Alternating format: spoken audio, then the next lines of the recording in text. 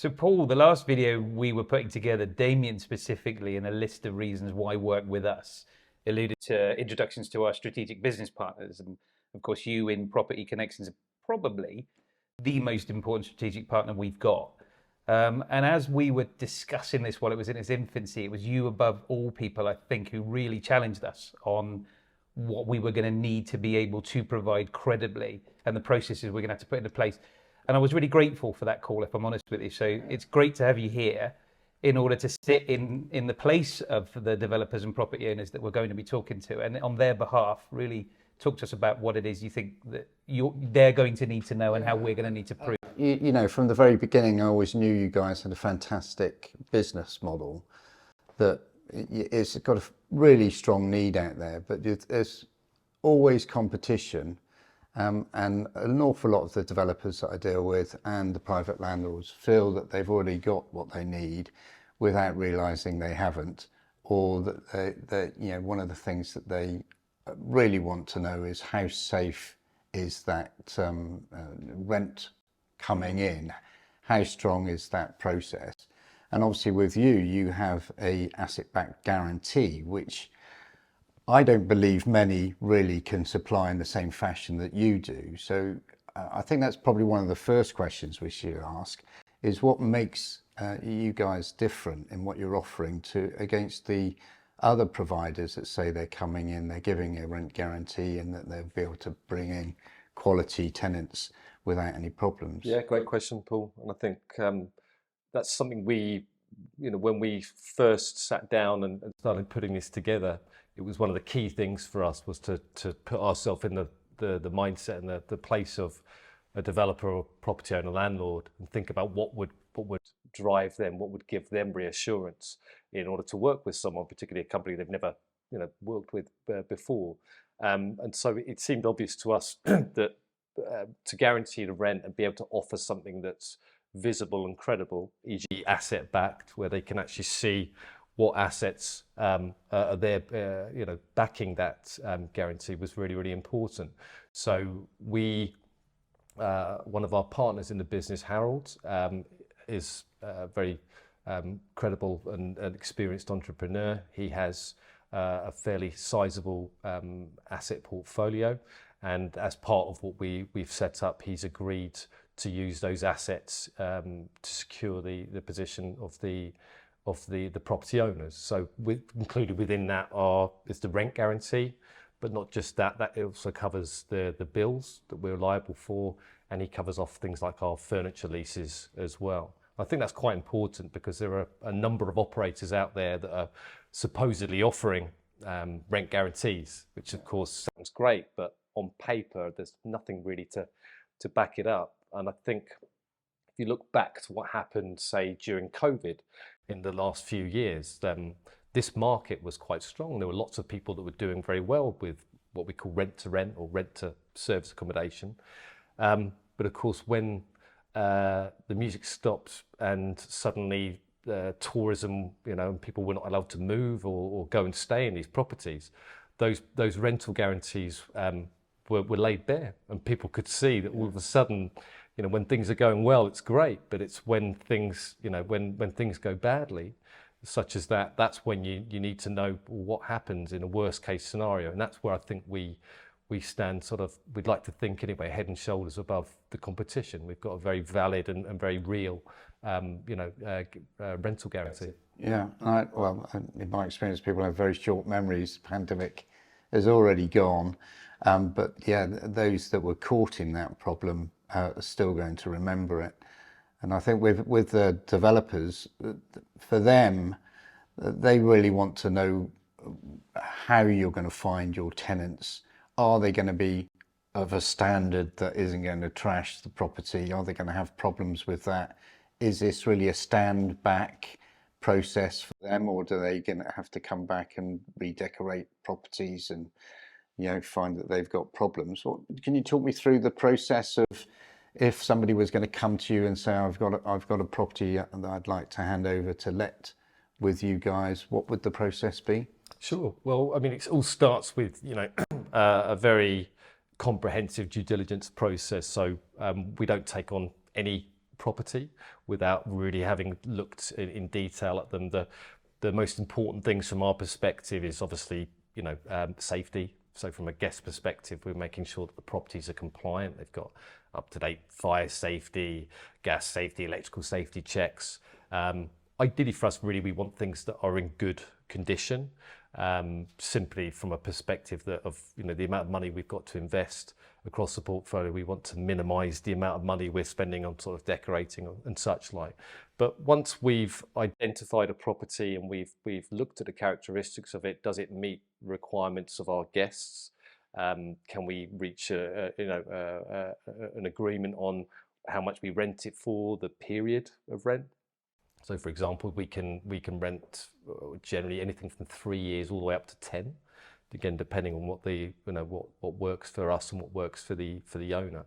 So, and then once the property is guest ready, we actually have a dedicated team that then take those properties on, and they will actually they will work with our guests. So we attract all kinds of different guests for the properties, anything from sort of contractors through to holiday makers, right the way up to sort of business executives, and we tend to cater for different markets. So we do have sort of three sort of tiers of property, everything from budget to mid-range, right the way up to luxury.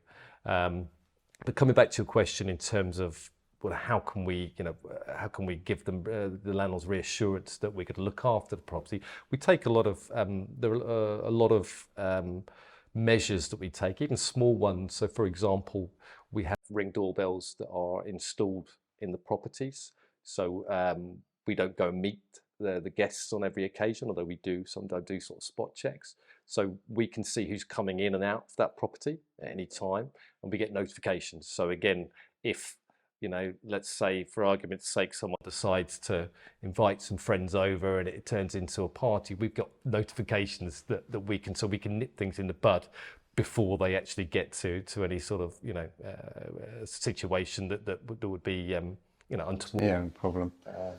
And with that process of getting in a tenant, obviously if you're guaranteeing the rents, that's a big plus for the developer mainly, or the landlord. Do you pay above and beyond the standard rate, or what's your process with that? Because I know there's a lot of people that will come in and offer these developers above market rate to entice them towards that process. What's your take on that? Great, if I may. Please. Yeah, I really wanted to field this one because once you get the attention of a properly commercially aware property owner, it makes sense to say, well, look, it's the long term that we're looking for here. So if you directly compare our product to an AST, it just keeps on getting better. And one of the things to remember is an AST is 12 months rolling.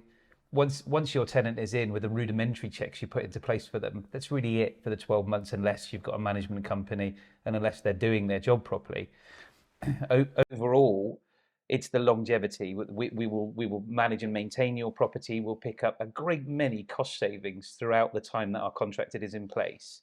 Arguably, we like to see more and more landlords just quite simply renew on the basis that the cost savings are considerable. It's not just coming in and asking, or trying to beat the competition such that they are by offering above market rates, because actually you've done yourself an injustice. There are savings to be made throughout the period of the contract with the management, with the landlord. You don't have to continually paint. You won't have to be responsible for internal decorations. We'll take care of all of that over the period of 3, 4, 7 years, let's say. You could have 5 or 6 different tenancy changes. They come at quite a cost. No Section 21s. The list goes on and on. So I take your point that those people who come in offering above market rates do seem attractive, but arguably I'm not entirely sure their business model is strong enough to sustain that, and they're going to end up back to where they were all along. And we just rather cut that whole process out and just have them come to us for the right reasons the first time. Yeah. So even though, for example, we know this market is a strong one right now for letting, there's a lot of people that have to queue up outside somewhere to outbid their fellow tenants to get through the door. You still feel that you can provide a better service and process that will outpan that, or do you have other avenues of agreements with the potential developers or landlords that can maybe offer a better return than just a standard agreement? You have various. Well, again, if I may, it's the market that drives the fair maintainable rent. So if the result of lots of people trying to outbid each other at the door drives that fair maintainable rent, then that's the number we're ultimately going to be held accountable to. So I think that's going to sort itself out, if I'm honest. I don't think we want to, if I'm honest, get involved in this whole Dutch auction of, because of course behind that is a business model of ours, and we've put a lot of time and effort into making sure our numbers stack for us in terms of the profit we need. And the higher we drive the rent, I guess what I'm trying to say is that those landlords might not want our product, just the same as we might not want every property that comes to us. And they're all for the right reasons. If really what you're happier with is a model where tenants are paying you more and tripping over themselves, I mean, we know that's a bubble, that won't last.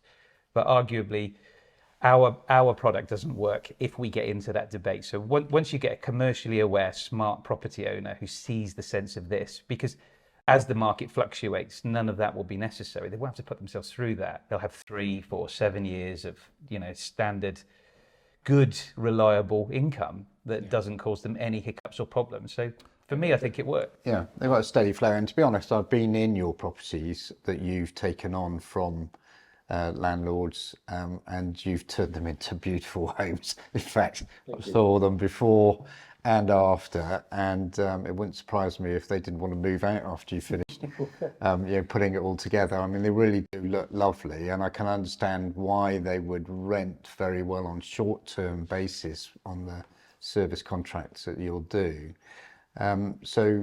With that in mind, do you hand back the properties in the same state, or how do you agree to hand the properties back when the landlord wants them? Yeah, so the key thing to understand here is the type of business that we're running. It's centered around guests, and of course those guests have a choice of where they can stay. So we maintain the properties to as high a standard as you can possibly expect. And of course, at any stage, whether it's in 2, 3, 4, 5 years, there are no points where we can allow those standards to dip. If the contract ends in 3 years, they can expect to get it back in pretty much the same standard that they gave it to us in. Okay, there's likely to be some wear and tear, but certainly not something that's going to be notable. And I think when we've all had and owned properties and had good and bad tenants, and I'm sure many of the people we're going to be speaking to have had those bad experiences with standard tenants who've left the place in a real mess, and when they move out, they've left all their belongings there, and those things ultimately that's something you're not going to have with us. So that's really quite an important point. Really here long enough to kind of settle it, their entire life into the home, are they, as they would do on an AST? And of course we furnish the properties as well. So with the landlords, they don't need to provide any furniture. That's stuff that we will bring in. So it's all brand new furniture that we acquire. And again, when that contract is up, and we do hope that the landlords will be interested to renew, but if they don't, then the place will be handed back in good condition, vacant possession, nice and easy, really. Yeah. And do you only look for modern new build homes, or what's your scope for bringing in property that attracts the client? Newer builds are easier, let's be honest, because there's less to do, or potentially less to do, and we'd rather not have to do anything, and I think that's fair to say. But of course, with regards to our client, our guests, because let's not forget, we're effectively in the hospitality industry, so we really do have to throw the net as wide as we can. So it's not always possible to get those for holidays and for special occasions of a higher end. Yeah, we'd prefer those. But, Damien's done deals in the past where, properties weren't quite up to spec, and, if there's a deal to be done, and if there's an agreement to be made, then I don't think we should ever stop ourselves from opening up to everything and anything that anybody thinks that might be of merit that we can come and have a look at, and we'd very gladly come and see it. But if you had a tick list, Jamie, where would you ideally want that property to be this kind of size. Well, in terms of the easiest way to create our profits, it would be city centre, new build, 2 bedrooms or more. I mean, we tend not to be able to stack a 1-bedroom property, although there are those out there with merit. So again, not to hamstring myself, but arguably 2 bedrooms and above, houses, bungalows. Tourist destinations are great. They're a bit of a no-brainer. When the sun shines, people visit. We love those. But we do like to pepper our estate with some non-seasonal properties, those for contractors. And for instance, we do a lot of work with insurance companies who are looking to house families when, unfortunately, something's happened in their home and it's no longer livable while the work's taking place. So when you consider how broad our market is, so too are the properties we're looking for. But yes, ideally new build, 2-bedroom and above. Apartments are no problem, but we know legislation is coming and we welcome that. That's important to mention that, actually. And so, subs and head leases and permission for us to do this have to be in place. Otherwise, arguably, we just wouldn't be able to do the deal. But those would be our preferred checklist of things. And yeah, we've had a couple of deals come in recently that are still being built.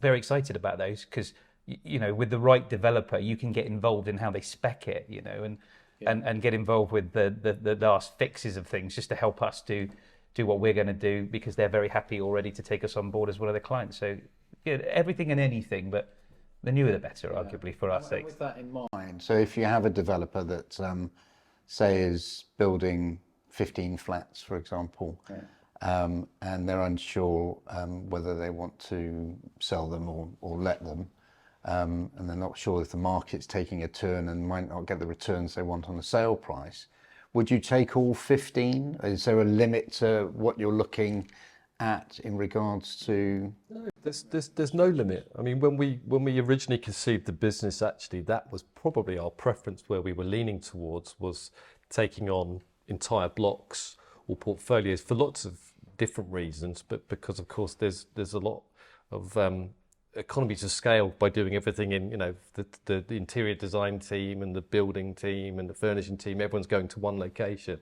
It's one landlord, and ultimately we're looking to build a very scalable business here. So we've got fairly sort of lofty ambitions in terms of numbers that we need to take on. So arguably, that makes things a lot easier if we can have larger blocks rather than just necessarily taking on individual units here dotted around here and there. And yes, we would take on, entire building or half a building. That's totally within our remit, absolutely. Locations then, if you've got any specific locations, or do you cover the whole of the UK? Where are you at the moment? Yeah, great question. So at the moment, we all work remotely. So I'm based in Brighton, and so we launched the business here. And we're opening up in Bath and Bristol. So these are areas that we're very, very familiar with. So it made obvious sense to sort of start there. But the reality is what we've been trying to build is a business that's not just scalable, but we can work wherever really. We can work remotely, and ultimately when we find the right opportunities, we're not bound by geography. Therefore, if something came up tomorrow that fitted our business model in Newcastle, for example, there's very little now to stop us being able to sort of take that on. We have a lot of we have a lot of sort of software packages that we use. So even, for example, our properties in Brighton, all of the maintenance and cleaning and gardening, everything goes through a central app. And so actually it's relatively simple for us to administer that. We have to put in place the cleaning, good cleaning companies and good contractors to cover that. And that's the same could apply in whether it's Liverpool or Sheffield or Manchester. So once we put that infrastructure in place and we utilise these software packages, ultimately we can work anywhere we like across the country.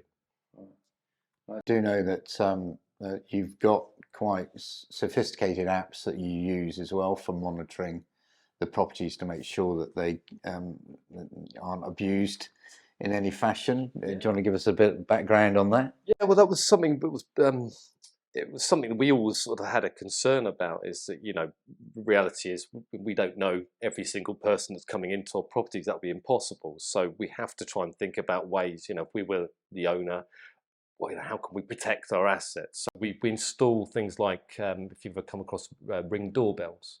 So very simple piece of kit that's installed at the front of the property, outside, not inside. And whenever a guest approaches, when they're coming in to check in, it will take a short video of who's who's arriving at the property. So in the event, for example, that we've got 2 people signed up for a property and all of a sudden there's a party of 10 arrive at the front door, we get a notification, and again we can nip those sorts of things in bud very, very quickly. And the same goes, we've got noise monitors within the properties, and that's really important for several reasons. Firstly, the last thing we want to do is upset the neighbours, so that's important. And again, if the noise raises above a certain threshold, we get notifications. But just as importantly, it will review how many mobile devices, laptops and phones. Yeah. So again, if there's someone deciding to sort of have a sneaky party, then that immediately flags up to us. So again, it's about it's about trying to prevent these things before they happen, and those are the sort of small measures you can put in place to give us peace of mind, and hopefully will give the owners peace of mind that we're looking to try and protect their asset. Yeah, even though you're remote, you're still actually in the premises, aren't you? You're still monitoring it and making sure that it's being cared for outside of wherever you, as the owners of their own business, may be. Absolutely. Well, as much as it's really important to us to look after our landlords' properties, because of course it is, it's just as important to do it for our own purposes. We are, like I said, in the hospitality trade, so we have to have these houses moving and changing over relatively quickly in order to meet our business needs. So that's a lot of work. I mean, we really do have to keep them tip top. We have to make sure that every time a new customer, a new guest opens the door at that first experience, and that's a lot of work to do that. So it's not as if we're at the whim, we're not at the whim, sorry, of a market ourselves. We just acquire these properties and do what we like with them. I know it's a major concern for landlords who are even thinking about the rent to SA market, but we have to, in order to make our business work, in order to meet the demands of our shareholders and our company remit, we have to look after these properties. As much as it's a choice, it's just as much a lack of choice if we want to do this properly. So, I hope that goes some way towards giving landlords the understanding that it's another level of assurance beyond an AST, one that they could never provide you, really. Yeah, no, I think that's good. And with the amount of clients that you obviously need to keep your business going, are you confident that you're always going to be able to fill these properties without too much of an? Yeah, we have an entire team that sits behind us. So what Jamie and I do is we're the sort of on the coalface, really. Our priority is dealing with the landlords, getting the properties contracted, getting them set up, and then we have an entire team that sits behind us who take over all of the marketing aspects of the property. So from putting them onto the online travel agency platforms and working with the accommodation agencies who facilitate our sort of contractor bookings or our insurance client bookings, all of those things. So we have and the team is scalable. So as we scale the business, we can add members to that team. So yeah, I think we've got a very, very broad reach. We use certain software again that allows us to market directly to clients as well as to a much, much broader audience. So that's something we don't suffer from. I must admit, we've been talking over the past few weeks to a number of local landlords who've actually suffered over this winter this year, and we've had the complete opposite. We've had a number of very long-term bookings. In fact, we've got a 6-month booking we're about to make on one of our properties today, and that seems to be, and that's where we really would like to take the business, is looking at probably less of the short-term holiday maker type bookings, because there's a lot of turnover and changeover and admin that goes around those. We would much prefer, and probably our clients, landlords would much prefer us to have longer term bookings of sort of 2, 3, 6 months, even up to 12 months. Stable base. Absolutely, and generally we've just had, in fact, in this property here, for example, very recently we had an insurance client who came and stayed here. A great, nice family. Had a house up the road, their kitchen had burnt down. but they were great. They were here for 2 months. They cleaned after themselves. They looked after the place. And that's the sort of our ideal client. You know, that's what I think all of us would like. So that's where we are driving the business, because we've got the ability to do that. Yeah. So with deposits, do you pay deposits on with the agreements you give to the landlords or the developers? Is that? No, as a matter of fact, and I am glad you asked this, because when we first started talking about managing possible objections, this was the obvious first one. So it led me and Damien to put a list together of the direct comparisons between our product and an AST and the benefits therein. And if I'm honest with you, the no deposits issue was the only one with a cross, because of course we don't offer them. But it became really obvious in real terms how a deposit is used in AST setup, and how little use it is, because ultimately it's got to be held in a separate account. It's got to be managed and maintained by a third-party company, and you get it back anyway. So no one really benefits from having laid it out. But the tenant themselves is under no contract at all to hand the property back at the end of their term. And so very often they don't manage and maintain it. They've got no interest in doing so, apart from a 5-week deposit, which you and I have both been in the estate agency game, so we know that's not very much to start with.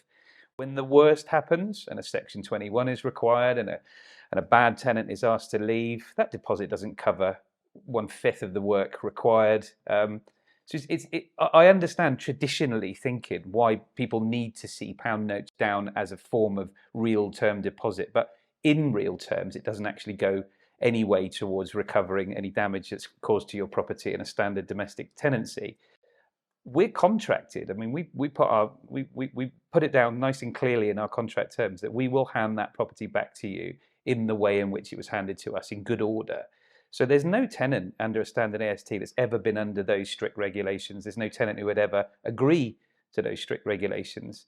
And then, of course, the nature of our business means that no tenant would be painting, it could be a couple of times a week if indeed you've got a property that's so prestigious, that's doing so well that you want to keep it up and in order. So arguably ours is a rolling maintenance program by virtue of what we do for a living, and there just isn't a standard tenancy agreement that could bind a tenant to that level of care and maintenance. So we defend our no deposit policy, because ours is better. It's got more assurity to the landlord than ever an AST could provide.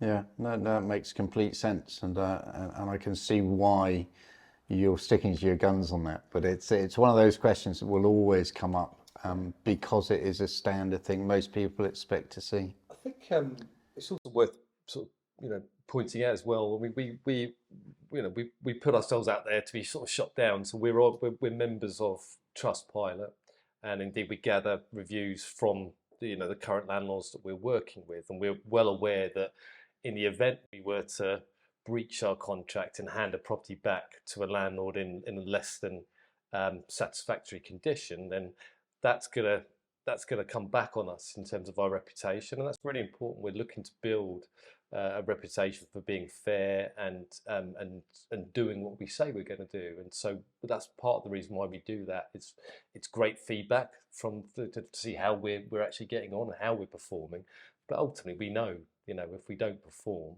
then that's going to come back on us. Yeah, and I suppose because you obviously offer these rent guarantees, there's an awful lot of pressure on you to maintain the properties in a great condition, to make sure that they are continually let, or as best let they can be. Do you have any kind of reassurances on that guarantee, that how that is performed in the way of occupancy, etc.? Yeah, that's a great question. It leads also on from what we were just talking about. So again, our business is centered around property owners and guests, and our entire focus has to be on those two sort of parties and keeping people happy. So in terms of guests themselves, we also get reviews from the guests, and of course, naturally, a bad review can leave a sour taste and can have a knock-on impact in terms of our occupancy and who wants to stay at the property. So we're really, we have to be very, very focused on making sure that the place isn't in a it's in a pristine condition when they arrive, and everything's set up the same, the standard way each time. And coming on to I guess your question about the rent guarantees. I mean, we were talking about this the other day, and we had someone was asking about how does the mechanics of it, how does it work? And interestingly, one of the things that we've come across is speaking with a lot of lettings agents. They have a very traditional mindset in terms of how they look at and review whether you're a suitable tenant. One of the things they talk about, of course, the first thing is start looking at your income and how much income you are, and income multiples. So based on how many times the rent you can actually afford. We look at things sort of very, very differently. So if you imagine where a standard tenant is staying in your property, let's say for someone from the tourism sector, and with everything that's going on in the world at the moment, you may find that 3 months' time they sign a contract, everything's going well, and they lose their job. Now, in that event, of course, their sole income has just disappeared. So how are they going to cover your rent? Now, they might have savings, possibly not. I think a lot of people have been suffering financially. So how are you going to get your money back in that instance? Okay, you've got a deposit there, but are you going to take this person to court? Are you really going to want to go through that trouble? Or are you just going to accept the fact that you're going to need to find a new tenant for the property? Now, we're in a very different situation here because we have a business, Select and Invest, which is all of the funding within that business is solely for acquisitions. So we don't actually put any payroll through that business. So we have a pot of money there that's used solely for acquisitions. So we've got that healthy balance sheet straight away. And then of course what we've got. So in terms of if you think about how the business has to perform in order to meet our obligations, you mentioned before about occupancy. So when we're analysing these deals, the first thing we look at is what our fallback position is. So at what point does this property break even, e.g. how can we, what occupancy do we need to hit in order to pay the landlord their rent, and also to cover our monthly bills. There's a lot of operating costs of running these places. So whenever we're doing that, we're very strict on what we need to achieve. So we're looking at sort of 50 to 55% occupancy for our break even. And that's very, very achievable, particularly in the areas that we're currently operating. Yes, I guess Brighton's a little bit more seasonal. If you look at sort of say Bath, there's an all round sort of year round sort of tourist market. So those levels are using all the sort of software that we do. We've got these properties marketed far and wide to a very wide audience. So those are quite achievable. But in terms of thinking about the rent guarantee, it's only ever going to kick in if, let's say, for argument's sake, we have 0 guests 1 month, which would be a disastrous month, but 0 guests that month. Well, the first fallback is we've got a healthy bank balance, so that that property might not have performed well, but that's fine. We've got money in the bank, and so it would have to be a real catalogue of errors and something really untoward for us ever to even need to lean on our business partner Harold to actually keep those guarantees in. Exactly, yeah. And that's so different to an AST tenant. If they lose that income overnight, you've potentially lost your main source of income for that property, and that's something that we have a lot of different paths we have to go through before we ever get to a situation like that. Yeah. I think sorry, it's important to say that the way in which we come about the standard occupancy isn't an assumption either. Those are real term numbers. I mean, we've put a lot of time, a lot of money into the software necessary to really analyze a geographic area, so we can go street to street, building to building, wherever a serviced accommodation apartment currently exists and is emitting data, we can farm it. And so when we put the deal stack together, the occupancy isn't guessed at. That's important for everybody to know. So in order for us to want to approach you at all or even do the deal, that occupancy level needs to be at a minimum, like Damien said, at 50. We tend to want to see it be nearer 75. And we can't afford to guess that. We can't afford to make that up. So we've gone to great lengths to find really good data. So by the time we're ready to really package a deal for you and ask you to come to the table to finally sign it, we'll be relatively reassured that our rent guarantee won't ever need to be invoked anyway. It's in our best interest for it not to be, you know. So it's worth mentioning that. Yeah, it makes great sense. So if you had a tick list of what type of client you would like to phone you today, what would that be? Well, I mean, we're quite open whether the property owner is an experienced landlord or inexperienced. But I guess we would love to work, predominantly with the sort of portfolio landlords. People that've got perhaps a block or a floor in a block, or they've got multiple properties, because ultimately we're all about, it's a people business, and we'd like to foster and build those relationships. So we would much rather have one person with 20 properties that we can deal with and build relationship with over years. But ultimately, we're quite open.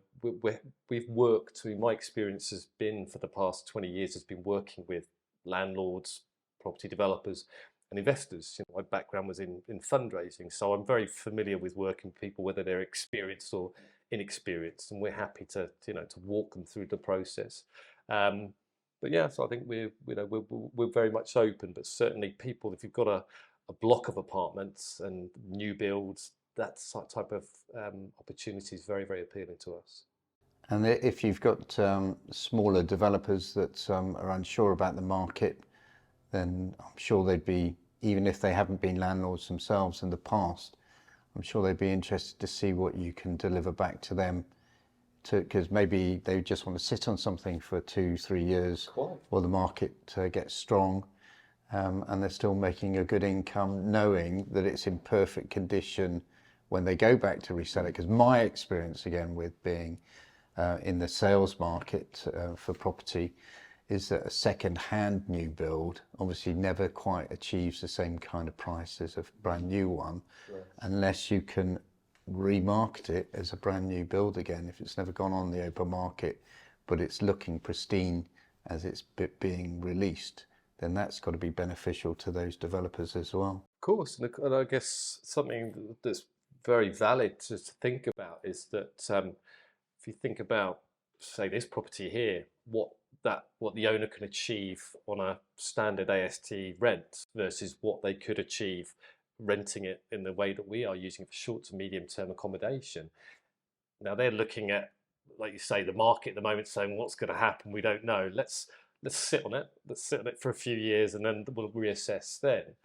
But in 3 years' time, if they are then looking to sell that asset, well, they've got potentially an asset that could be valued on based on income, which inevitably, if you're going down our route, it's going to be much higher, or should be much higher than a standard AST rent. So that could be reflected in the price they look to sell it. Sell it as an income generating asset rather than just a luxury, beautiful apartment overlooking the seafront. And with that in mind, would you ever be the end buyer? Well, actually, yes, something very, very good question. So something we're very keen on. In fact, this property is a classic example. We would love to. So that's something we're very open to discussing with the owners. Is having a purchase option built in. In fact, the owner of this property here has said he's quite happy to. I think we've got a 4-year contract on this, but he would love for us to become the eventual buyer. So we're in discussions, and that's something absolutely. So at the moment we are leasing, the properties that we're taking on, but we will be developing our own assets and acquiring, buying these as well. So absolutely, yes. Great. Have you got any questions for me? I've run out. And I wanted to just go back to the idea of I touched on it a little while ago about the impending legislation, and I'm from the hospitality background, and a long time ago, a very important person to me up in the higher echelons saw 2008 as an evolutionary cull for bad businesses that weren't fit for purpose anyway. I liked the term, if I'm honest with you. I thought it was catchy because it was quite resonant, that those businesses that weren't fit to weather any storm definitely weren't going to weather this one. And with the impending legislation, with the stuff that's coming that genuinely we do welcome, it's already become a soundbite, a bit of rhetoric. We mean it. We think it'll be great to have this industry regulated. So the kind of property owners we need to work with are the people that understand that too. there may be a few extra hoops to jump through. We may have to ask them to work with us with changes in planning or licensing. We don't really know, but thanks to Damien's experience in property, it seems to follow the same path as what happened in HMOs, and arguably some of those legislations are going to come into place, and we're already working very hard to get ahead of that. So it's not a message to send out to people to say don't work with people who don't want to see proper paperwork and go down a rigid compliance line. But we will and are very proud of that, and it'll see to us once again that our whole contract terms can be seen out and not have to disappear into the office for hours on end trying to figure out how we react to the new legislation. I think I've got to say I'm really proud of all the conversations we've already had about what it's likely to look like, and how even in our infancy we're going to get ahead of that. So another level of reassurance, I'd like to think. Let's talk about a little bit of investment, because obviously you've got a really big cash flow business here, and I'm sure there's opportunities for our members to get involved in some way. Is that possible? Are people able to invest within the performance of what you're doing? Yeah, absolutely. So one of the ways we've been developing this is to enable ourselves to allow investors to participate in what I would call a sort of passive investment. And of course, these are what we look for in terms of our sort of returns is quite strong, really, if you compare to most of the other asset classes out there. So for our own purposes, we're actually looking at our minimum requirement per property is whatever money we put in, we make 100% return within a year, preferably more than that. And so there'll be opportunities for investors to share in that. So for example, let's say we take on a block of 30 units. We would contract with the landlord and take those and put the guarantees in place for those, so that landlord is completely comfortable with who they're dealing with. They're dealing with one party, one set of guarantees. But then in the background, we've got the ability to issue subleases. So we could say to you, Paul, look, we're taking all 30, we're going to keep 15. And if you've got, say, 3 investors who'd like 5 properties each, I don't know, rough setup cost might be 5,000 per property. So they've got to come up with 25,000 capital, and then have a passive investment that could run from anything from sort of 3 to 7, even 10 years. Yeah. So absolutely, yeah, that will be something that we've developed it, we're developing it, and that will definitely be available. All right, I'm sure that will be very interesting to our members, and obviously we'll keep you posted with who comes back to us. Fantastic. So I guess one of the most exciting parts of the partnership that we've been building together, Paul, obviously, is that you're introducing investors to us, but of course the benefits are that the business could be reciprocal. So naturally, we're going to be dealing with a whole range of landlords and developers, and one of the things we're trying to do as a business is, of course, give ourselves an edge, and of course you have a very experienced team and a very sort of exciting product that could be very beneficial to a lot of developers, whether sort of small or larger, that we're coming across, who perhaps have come into sitting in a position where they don't know whether to stick or bust. Do they hold on to their property, in which case they can't then fund the next development. And this is where I think this could be a very interesting dynamic between us, because naturally you may be able to help some of our clients as well. Yeah, certainly. I mean, I'm always looking for new developers to connect to. Obviously, we bring high-end, wealthy people that want to invest in purely property, mainly through equity, but sometimes through loan. And they want to have a strong relationship on a one-to-one basis with the individuals that are doing the developments.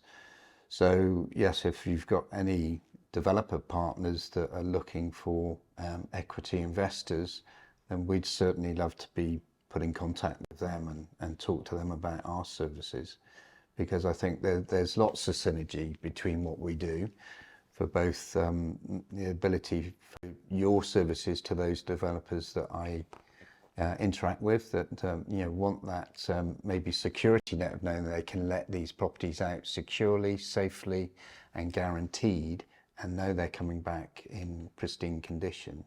as well as maybe the people that you're getting to know that can do with some of the services that we offer, and some of the very strong investors that we deal with that are keen to put their money into seasoned developers that know what they're doing. So yeah, that would be great. It's a very valuable service as well. I mean, it's, I've worked in sort of fundraising for years, as have you, Paul, and equity is always one of the hardest things. Every developer's looking for it, and it's not always that easy to tap into. So what you've got there is a really valuable service. Yeah, thank you. Yeah, and it's proved to be very beneficial to all, both the investors and the developers. And ultimately, my relationship is just as an introducer in the beginning, because their relationship gets stronger and stronger over time.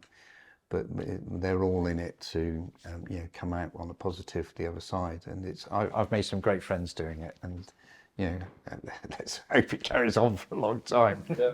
Is there a sweet spot in terms of the type of client that you're looking for, or their appetite in terms of how much money they need to raise? With developers, I don't like you, I don't want big buildings, because the risk factor multiplies the bigger they get. So ideally, developments have got up to about 6-7 GDV, and anything from about 1.5 really is the smaller ones.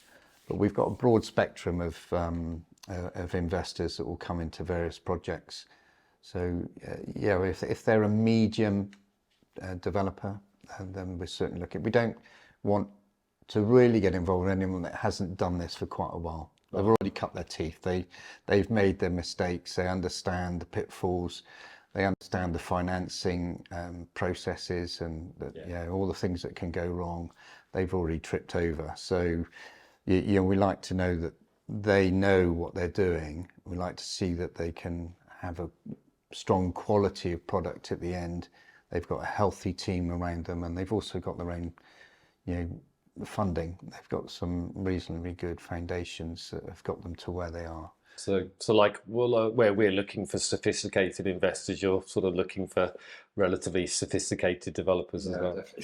Definitely, they marry with each other, because once you've got the experience, you know when to say no, and I think that goes a long way. And also, the security of the development is the most important thing. The exit strategy. And with having guys like you around, where quite often we might be able to find a situation where we've got a development that you end up becoming the client for. It's a very nice ring of turnaround, which works for everyone. So if an investor's going in knowing that there's an end product user, then that would be the ideal situation for us to find ourselves in. Yeah, perfect. Absolutely. You've got variable strategies, haven't you, for your business? Each have a different level of return. Can we touch on those? I think there's 3, isn't there? Absolutely, yes. Of course, what we've been discussing at length really is obviously the sort of rental guarantee, where obviously the landlord or developer has peace of mind. They know that it's asset backed. They know they're going to get their money on time every time throughout the contract. Now, I guess it's always like everything. There's a risk reward balance. So for some landlords, they'll be very, very happy with that, and they can go to bed and sleep at night. Fantastic, because there's other offerings that we can actually offer. So we also offer sort of 3. So the guaranteed rent.